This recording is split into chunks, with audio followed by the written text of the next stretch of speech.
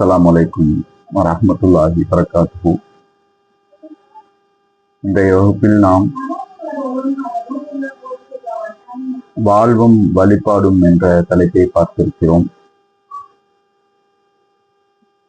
பொதுவாகவே இந்த வழிபாடு என்றாலே அது நமக்குரியதுதான். இந்த வழிபாடு செய்யறதுனால நமக்கு தான் நன்மைகள். அது நம்ம வழிபாடு செய்யறதுனால அல்லாஹ்வுடைய தரஜா எதுவும் கூடுமா என்று பார்த்தா இல்லை. நம்ம வழிபாடு செய்யாதனால அல்லாஹ்வுடைய தரஜா எதுவும் குறையுன்னு பார்த்தா இல்லை.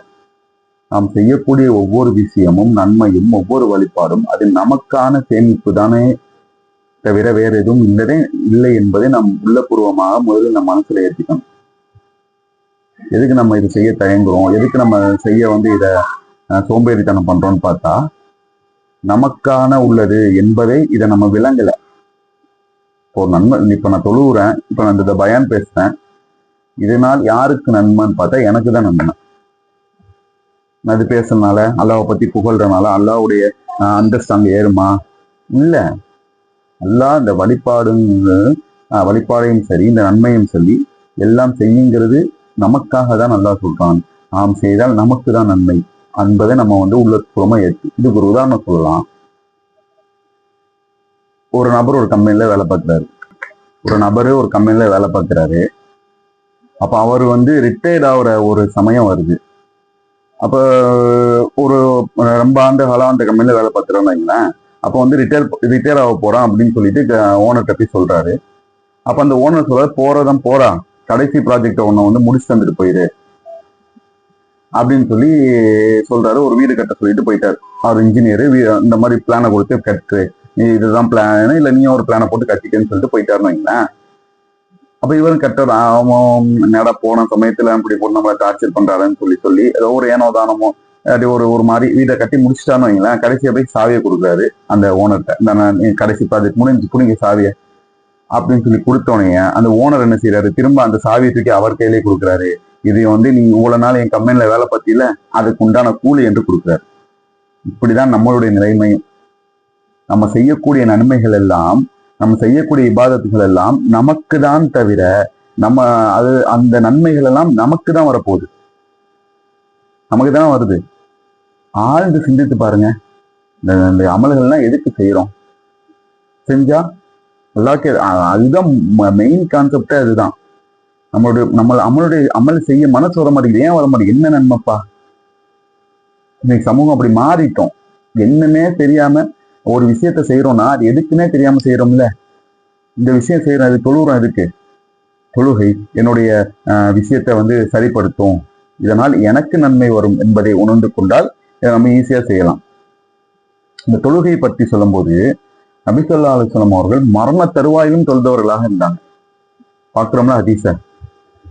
மரண தருவாயில் அப்படியே முடியாம இருக்குது.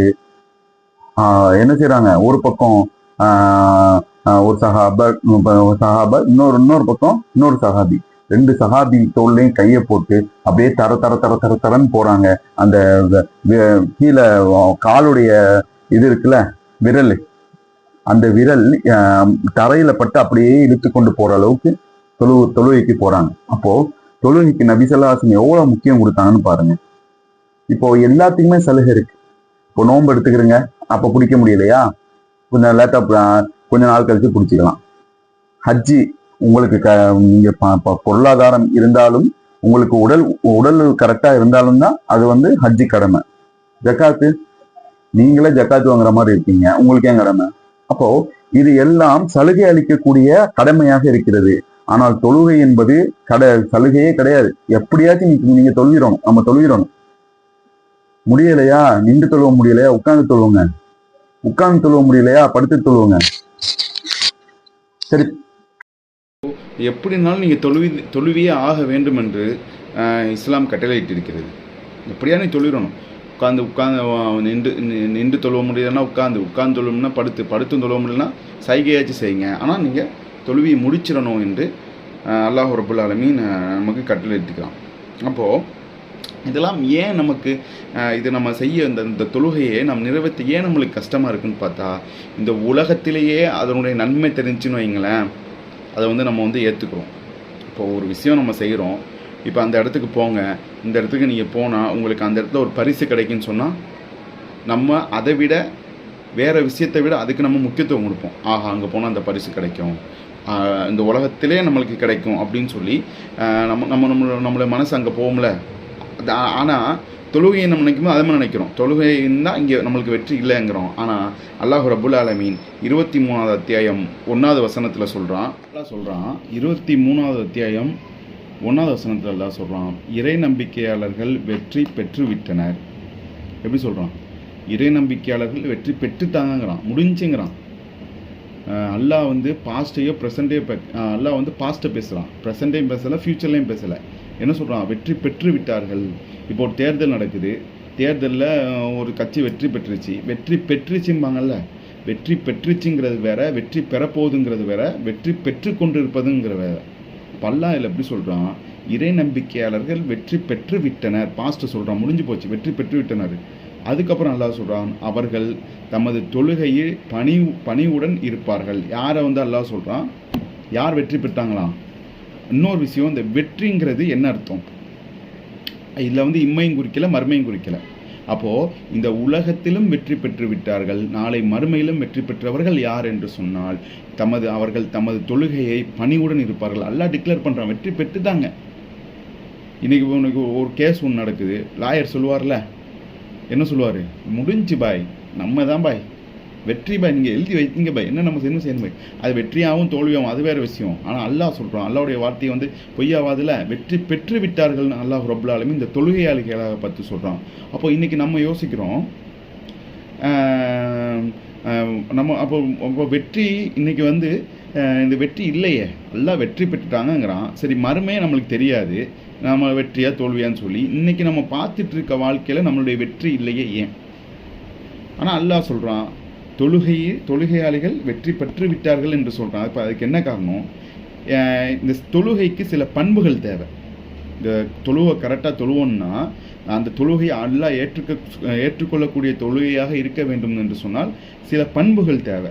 அல்லாஹ் ரப்புல் ஆலமீன் 4வது அத்தியாயம் 103வது வசனத்தில் சொல்கிறான். 4வது அத்தியாயம் 103வது வசனத்தில் அல்லாஹ் சொல்கிறான், தொழுகை இறை நம்பிக்கையாளர்களின் மீது நேரம் குறிக்கப்பட்ட கடமையாகும். நேரம்தான், அந்தந்த நேரத்தில் தொழுகிறணும். இந்த தொழுகை என்பது இன்றைக்கி பார்க்குறோம்ல, தொழுகை வந்து டைமுக்கு தொழுவணும், தொழுவாமல் இது பண்ணக்கூடாது, அட்ஜஸ்ட் பண்ணக்கூடாது. இப்போ வந்து ஏன் அல்லாஹ் வந்து இந்த டைமை குறிப்பிடுறான்? இப்போ ஒரு நாளைக்கு 5 வேளை தொழுவணும், காலையில் எந்திரிச்சோன்னா அந்த 5 வேளையும் தொழுவிடலாம்ல. ஏன் அல்லாஹ் சொல்கிறான்? நேரம் குறிக்கணும், நேரம், அந்த நேரத்துக்கு கரெக்டாக தொழுவணும்னு சொல்லி இந்த தொழுகை வந்து நம்ம நேரத்தை கூட பண்படுத்துது பாருங்களேன். இந்த உளவியல் ரீதியாக அந்த நேரத்தை பண்படுத்தக்கூடிய விஷயத்தில் நம்ம அவ்வளவு தப்பு செய்கிறோம். இந்த நேரத்தை வீணடிக்கக்கூடிய விஷயத்தில் அவ்வளோ தப்பு செய்கிறோம். இந்த தொழுகை அழகாக நம்மளை நேரத்தை குறிப்பிட்டப்பட்ட நேரத்திலாம் தொழுகணும்னு சொல்லி நம்மளுடைய நேரத்தில் நம்மளுடைய சரி பண்ண சொல்லுது நம்மளுடைய நேரங்கள். இப்போது நம்ம நேரம் செய்கிறோம் பாருங்கள், நேரத்தை எப்படி செலவு செய்கிறோம் பாருங்கள். இப்போ ஒளி செய்கிற விஷயத்தை எடுங்களேன். ஒரு ஹதீஸ் வருதுல்ல, ஒரு அடியான் ஒரு ஆற்றிலிருந்து ஒளி செய்கிறான், சரியா? அவன் வந்து 1 தடவை கழுவலாம், 2 தடவை கழுவுறான், 3 தடவை கழுவுறான் மூஞ்ச. 4வது தடவை மூஞ்ச கழுவுனா அது என்ன தப்பு? ஒளி செய்கிறோம், ஒரு ஆற்றில் நின்று செய்கிறோம், தண்ணி ஓடிக்கிட்டே இருக்குது, 1 தடவை மூஞ்சி கழுவுறோம், 2வது தடவை ஒளி செய்ய மூஞ்சி கழுவுறோம், 3வது தடவையும் கழுவிட்டோம், 4வது தடவையும் செஞ்சால் அல்லாஹ் ரசூலுல்லாஹ் சொல்கிறாங்க, அவர் வரம்பு மீறி விட்டார். எதுக்கு இது? எதுக்காண்டி சொல்கிறான்? சரி, தண்ணிக்காண்டி சொல்கிறான், தண்ணி பிரச்சனையா? இப்போது சரி, அடுத்தவங்க தண்ணியை நீ யூஸ் பண்ணுறாப்பா, அப்போ தப்பு தானே? நீ அப்படி யூஸ் பண்ணலையே, நீ ஆற்றுல நின்று குளிக்கிறா, ஆற்றுல நின்று நம்ம ஒளி செய்கிறோம், அந்த இதுவும் இல்லை. அப்போது எதுக்கு ரசூலுல்லாஹ் சொல்கிறாங்கன்னு சொல்லி பார்த்தா நேரம் தான். நீ அதனால் நேரத்தை வீணாக்குறா. இப்போ 3 தடவை மூஞ்சி கழுவிட்டா, 4வது தடவை தண்ணி ஊற்றும்போது அதுக்குண்டான ஒரு செகண்ட் வேஸ்ட் ஆகுது. ஃப்ராக்ஷன் ஆஃப் செகண்டை சொல்கிறாங்க. அது வேஸ்ட் பண்ணுறனால நீங்கள் வந்து வரம்பு மீறி விட்டால் என்று அல்லாஹ் ரப்புல் ஆலமீன் சொல்கிறோம். அப்போ இன்றைக்கி நம்மளுடைய டைமை எப்படி யூஸ் பண்ணிகிட்ருக்கோம்?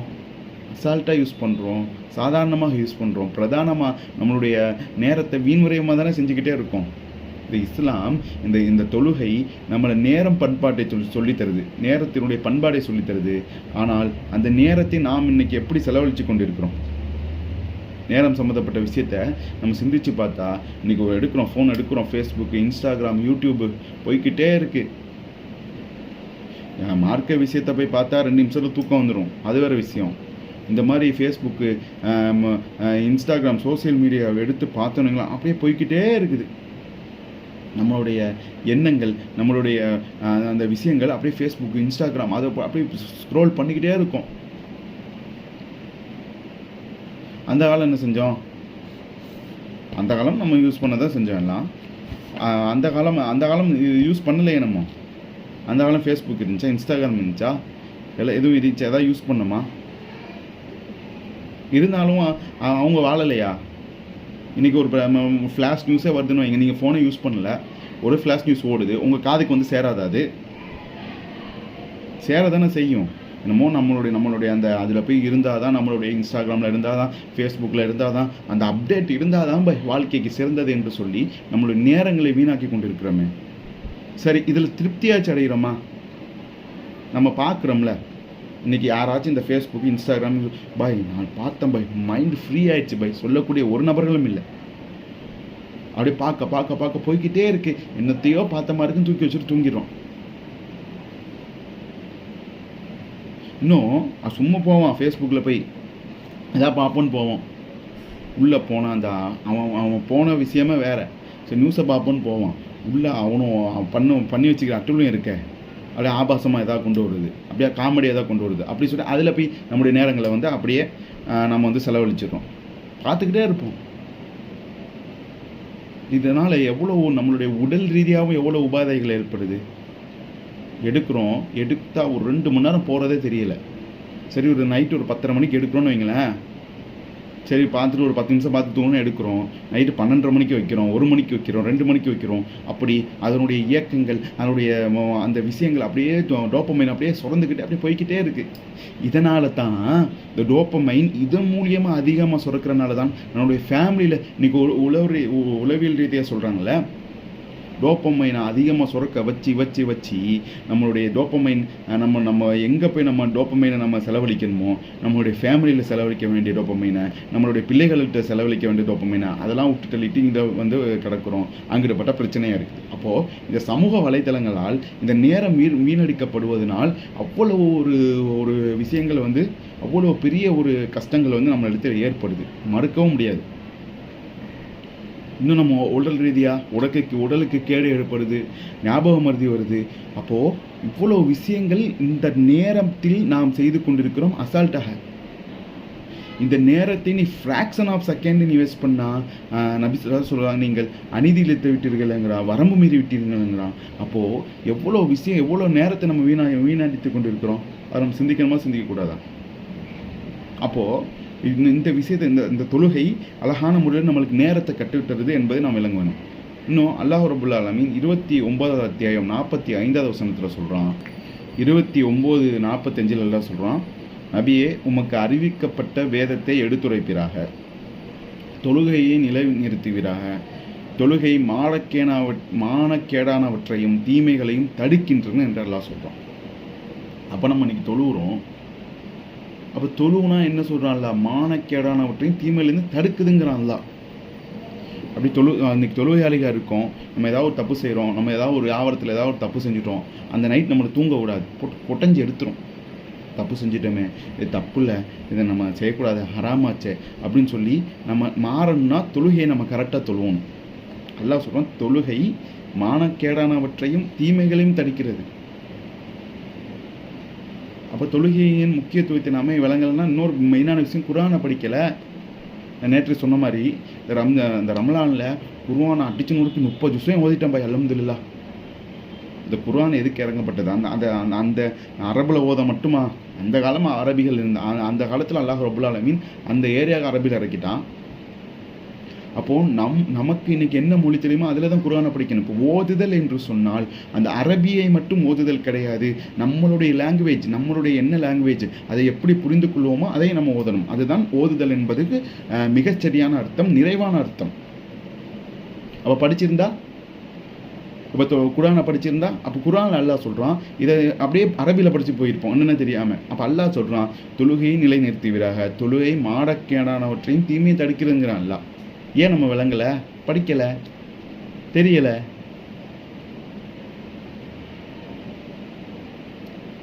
அப்போது இந்த தொழுகை வந்து நம்மளை வந்து பாதுகாக்குது, எல்லா விஷயத்துலேருந்து பாதுகாக்குது. பொய் சொல்ல மாட்டோம், கோல் சொல்ல மாட்டோம், புறம் சொல்ல மாட்டோம். தீமைகள் என்னென்னவற்றையோ, என்னென்னா மாடக்கேடானவற்றையோ அதை ஃபுல்லாக தடுக்குது இந்த தொழுகை. மாறிடும், அப்படியே கரெக்டாக தொழுன்னு வைங்களேன், மாறிடும்.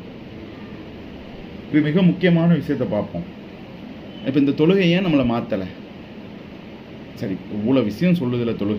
தொழுகைனா வெற்றி தான்ப்பா. இந்த தொழுவிட்டோம், அல்லாஹ் சொன்னாலும் அதில் 23 அத்தியாயத்தில் தொழுவுனா உண்மையிலே வெற்றி, மறுமையிலே வெற்றி, வெற்றி பெற்று விட்டேன்னு நீங்கள் வெற்றி பெற்றுட்டீங்க. ஆனால் வெற்றி பெறலை உலகத்தில். ஏன் இப்படி இதில் அல்லாஹ் சொல்லலாம், தொழுகை மானக்கேடான இது தீமையை தடுக்குது. ஏன் தடுக்கலை? நாம் தொழுகையை ஒழுங்காக தொழுக வேண்டும். எப்படி? தொழுகையை பொறுத்தவரை 2 விஷயங்கள் இருக்குது. செயல் ஒன்று இருக்குது, தொழுகையிலேயே செயல் ஒன்று இருக்குது, உயிர் ஒன்று இருக்குது. தொழுகைக்கு 2 இருக்குது. செயல்னா என்ன? தக்பீர் கட்டுறோம், ருக்குக்கு போகிறோம், சஜிதா போகிறோம், இதுதான் செயல். அதில் உயிர்னு ஒன்று இருக்குது.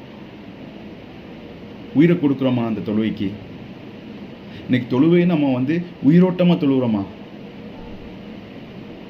ஒரு ஆக்சிடெண்ட் ஒன்று ஆகுது, ஒரு ஆக்சிடெண்ட் ஆகி கால் போச்சு, கை போச்சு, உயிரும் போகக்கூடிய சூழ்நிலை இருக்குது. நம்ம முதல்ல எதுக்கு ட்ரீட்மெண்ட் பண்ணுவோம்? அந்த கையை கால் எடுத்து ஒட்டிகிட்டு இருப்போமா?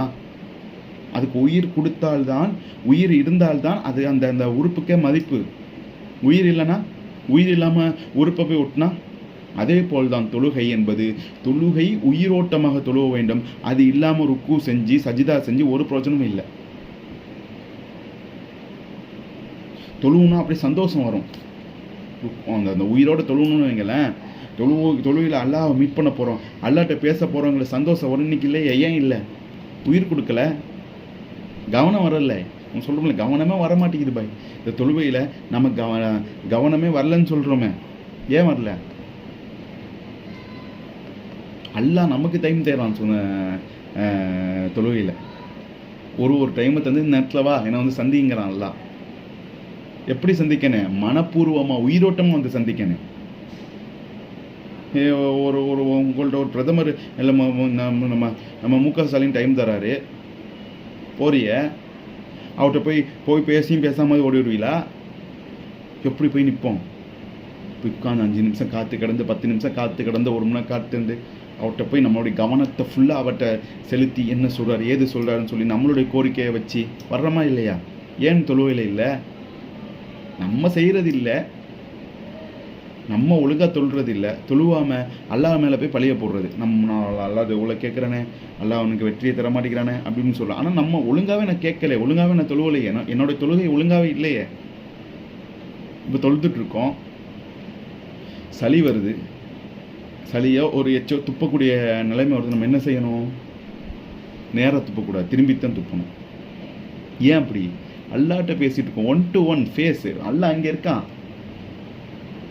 துப்பக்கூடாதுங்கிறாங்க ரசூலுல்லாஹ் எச்ச சளியை. அப்போது அப்படி நம்மளுடைய இறைவன்கிட்ட நம்ம உரையாடி கொண்டிருக்கக்கூடியது தான் தொழுவை. அப்போ அந்த தொழுகையை நாம் சரியாக தொழவில்லை.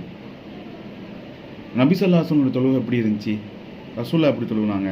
73வது அத்தியாயம் 20வது வசனத்திலே அல்லாஹ் சொல்கிறான், நபியே, நீரும் உம்முடன் இருப்போரும் ஒரு கூட்டத்தினரும், நீயும் உன்னோட இருக்க ஒரு கூட்டத்தினரும் இரவில் 1/3 ஒரு பகுதிக்கு குறைவாகவும் அதில் பாதியளவும் அதில் 1/3 ஒரு பகுதியும் தொழுகையில் ஈடுபடுகிறீர்கள் என்பதை உமது இறைவன் அறிவான். இரவை எடுங்களேன், இரவு ஒரு 10 மணி நேரம் வைங்க. அல்லாஹ் ஃபஸ்ட்டு சொல்கிறான், இரவில் 1/3 இரு பகுதிகளுக்கு குறைவாகவும். 3ல் 2னா இப்போ 10 மணி நேரத்தில் 3 அப்படிங்கன்னா ஒரு பகுதி 3 மணி நேரம்னு வைங்க. 3ல் 2னா என்னாச்சு? 6 மணி நேரம் ஆச்சு. 6 மணி நேரம் தொழுவுறிய. அடுத்து சொல்கிறான்ல, அதில் பாதியும் தொழுவுறீங்க, பாதினா நான் 10 மணி நேரத்தில் 5 மணி நேரம் தொழுவுறிய, அதில் 3ல் 1 பங்கும் தொழுவுறிய, 3 மணி நேரம் தொழுவுறிய. எப்படி பாருங்களேன், அல்லாஹ் சொல்கிறான் எப்படி தொழுவுறீங்கன்னு சொல்கிறான்.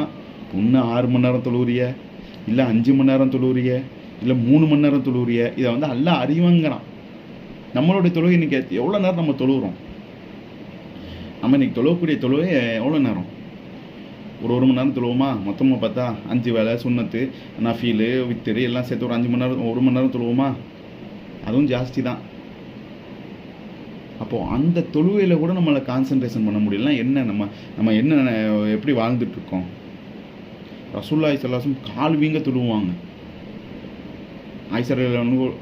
ஐசர் அலி எல்லாம் கூட கேட்பாங்கள்ல, யார் ரசூலுல்லாஹ் உங்களுக்கு முன்பின் பாவம்லாம் மன்னிச்சு ஏன் இப்படி தொழுவுறிய? ரசூலுல்லாஹ் தக்பீர் கட்டிட்டா அவங்க அல்லாஹ்விடத்திலே அப்படி தொழுகை இருக்க சுப்ஹானல்லாஹ் அப்படி ஒரு ருசிச்சு அதோட டேஸ்ட் அப்படியே அனுபவிச்சு தொழுவாங்க. ரசூலுல்லாஹ் அவ்வளோ நின்று தொழுவி ரசூலுல்லாஹ் கால் வீங்கும். ஆயிஷா கேட்குறாங்க, எதுக்கு? உங்களுக்கு தான் முன்பின் முடிஞ்சு போச்சு, மன்னிச்சிட்டேங்கிறான், எதுக்கு நீங்கள் இப்படி நின்று தொழுவிட்டு இருக்கிய? ரசூலுல்லாஹ் சொல்கிறாங்க, அல்லாஹ்விற்கு நான் நன்றி உள்ள அடியானாக இருக்க வேண்டாமா? இன்னும் 2வது அத்தியாயம் 45வது வசனத்தில் பாருங்கள், அல்லாஹ் சொல்கிறான், பொறுமையை கொண்டும் தொழுகை கொண்டும் உதவி தேடுங்கள், பணிந்து நடப்பவரை தவிர மற்றவர்களுக்கு அது பெரும்பாரமாக இருக்கும். முடிஞ்சு போச்சு. இப்போ உழைச்சோடும் சாப்பிட்டு பேசுகிறோம்ல, எதுக்கு நமக்கு தொழுகை வந்து பாரமாக இருக்குது? தொழுகையில் ஏன் நம்ம வெற்றி இல்லை? தொழுகிறோம், ஆனால் வந்து ஒழுங்கான தொழுகை ஏன் இல்லை? வெற்றி ஏன் இல்லை அப்படின்னு சொல்லி பார்த்தா, அந்த தொழுகைகளை நாம் பணிந்து தொழுவராக இல்லை. அந்த குஷு இல்லை. குஷு என்றால் பணிவு என்ற அர்த்தம். அந்த குஷு இந்த தொழுகையில் இல்லை. அல்லாஹ் ரப்புல் ஆலமீன் முன்னாடி போய் நம்ம நிற்கும்போது எப்படி தொழுவணுங்கிறாங்க, அப்படியே போய் நின்றமாக்கம் அல்லாஹ்வுக்கு பணிஞ்சிடணும். ஒன்றுமே இல்லை இல்லைண்ணா.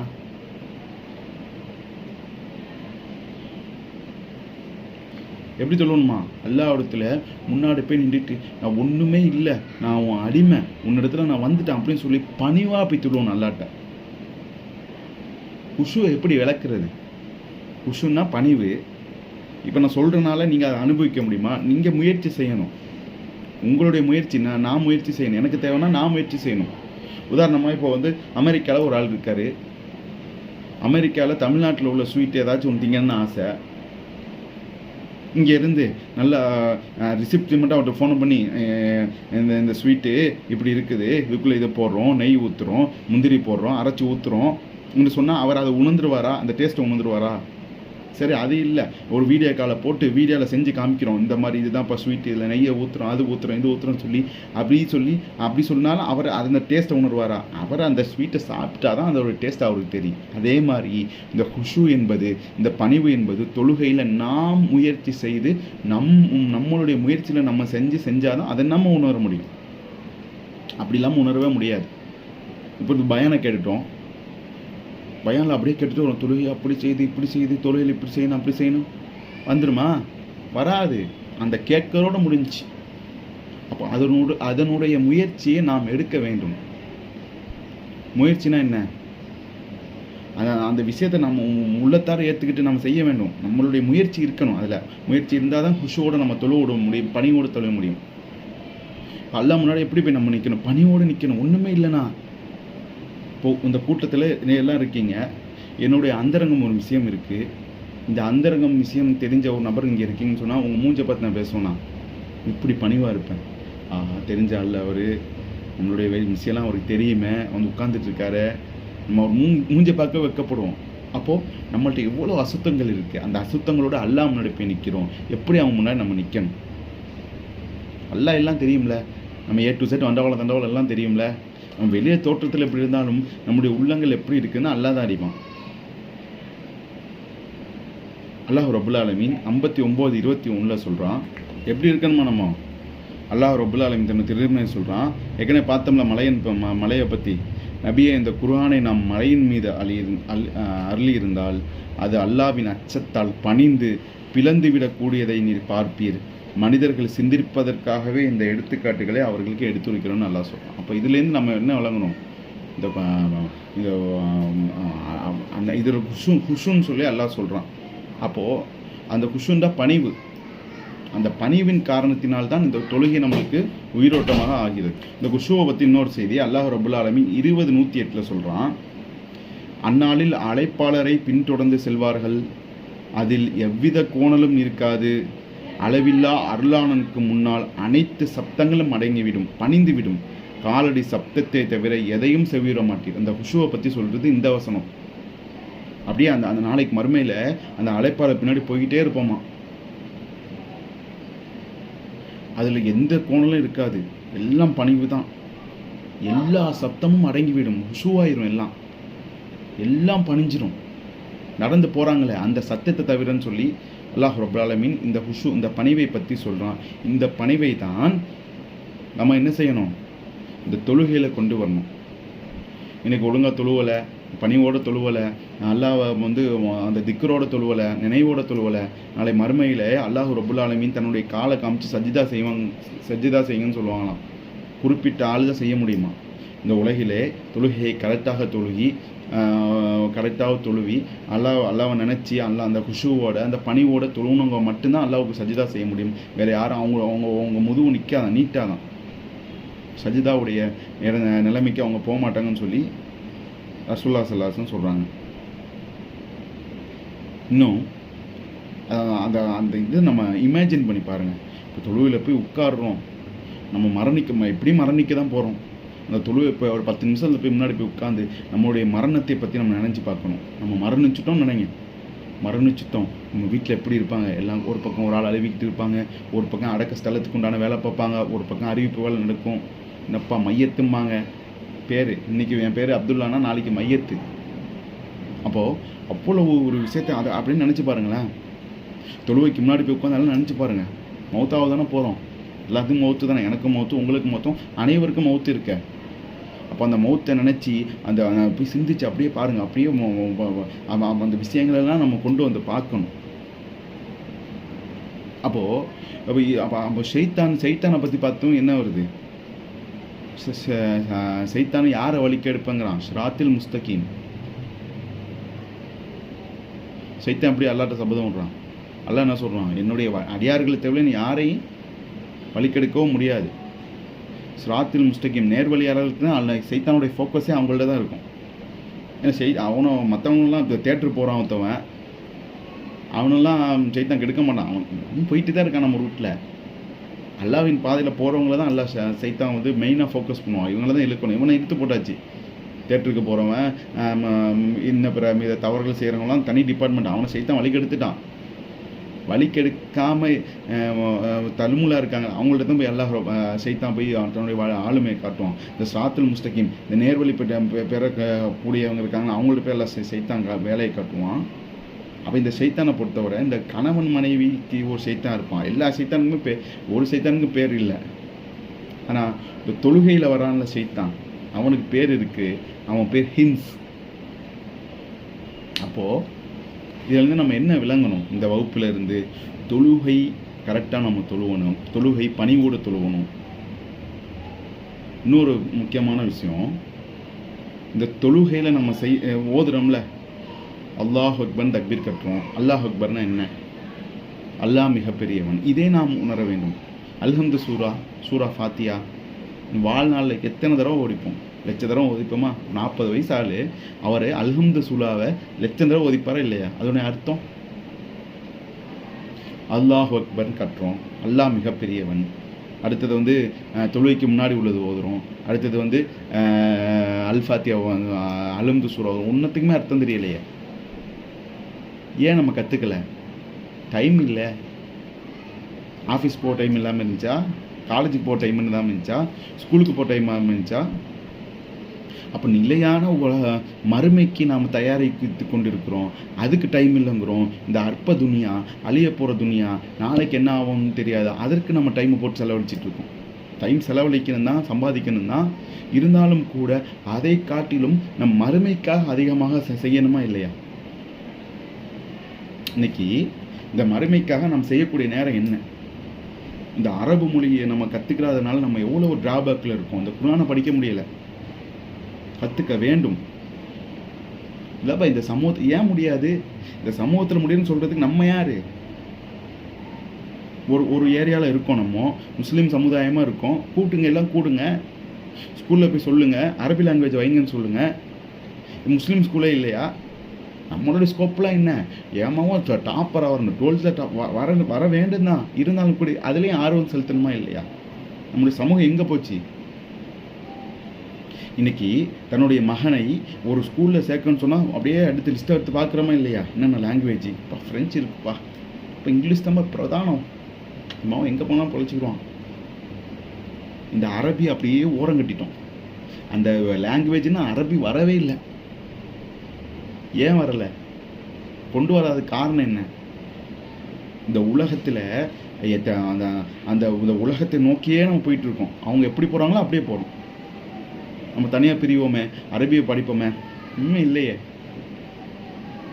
இந்த சமூகம் இப்படி தான் இன்னைக்கு போய்கொண்டு இருக்குது. ஒரு முயற்சியும் எடுக்கிறது கிடையாது.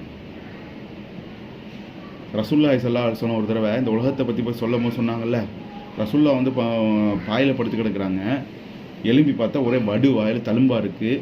உமர் ரலியல்லாஹு கேட்குறாங்க, என்ன கேட்டாங்க உமர் ரலியல்லாஹு வந்து அவங்கள்ட்ட, ரசூலுல்லாஹ் இப்படி கஷ்டப்படுறீங்களே, அந்தந்த மண்ணெல்லாம் அப்படி இருக்கானே, ஒரே ஒரு மெத்தை செஞ்சு தரவா, ஒரே ஒரு மெத்தை ரெடி பண்ணுவோமா?